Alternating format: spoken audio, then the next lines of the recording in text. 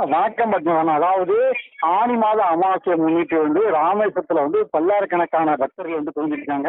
அதாவது உலக பிரசித்தி பெற்ற கோயிலாகவும் தீர்த்தமூர்த்தி ஸ்தலம் இப்படி முப்பெருமையை கொண்ட ராமேஸ்வரம் ராமவரசாமி திருக்கோயிலுக்கு விடுமுறை நாட்கள் மற்றும் அமாவாசை காலங்கள்ல பல்லாயிரக்கணக்கான பக்தர்கள் வருவது இங்கு வழக்கமாக இருந்து வருகிறது.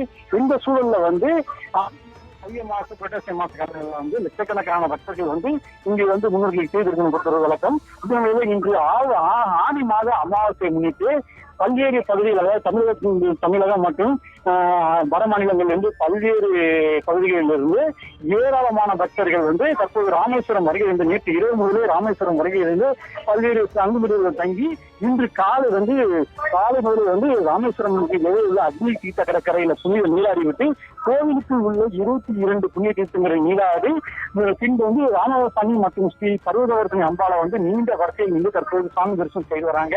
இந்த ராமேஸ்வரம் வரை பக்தர்களின் பாதுகாப்பை கருதி மாவட்ட காவல் கண்காணிப்பாளர் தலைமையில ஏராளமான போலீசார் தற்போது காவல் பணியில் ஈடுபட்டு வராங்க.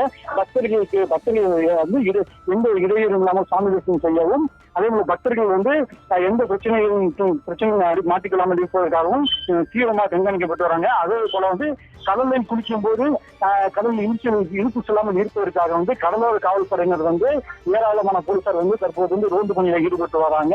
அதே போல கோவில் நிர்வாகம் சார்பில் தடுப்புகள் அமைப்பு பக்தர்களை வரிசையாக அனுமதித்து வராங்க. தரிசனம் முடித்து வரும் பக்தர்கள் அனைவரும் தனுஷ்கோடி, அப்துல் கலாம் நினைவிடம், ராமர் பாதம் உள்ளிட்ட ஏராளமான பகுதிகளுக்கு தற்போது சென்று வருகிறாங்க. அதை போக்குவரத்தை கட்டுப்படுத்தும் விதமாக ராமேஸ்வரம் பகுதியில் இன்று ஒரு நாள் மட்டும் ஒரு வழி பாதையாக அமைக்கப்பட்டிருக்கிறது.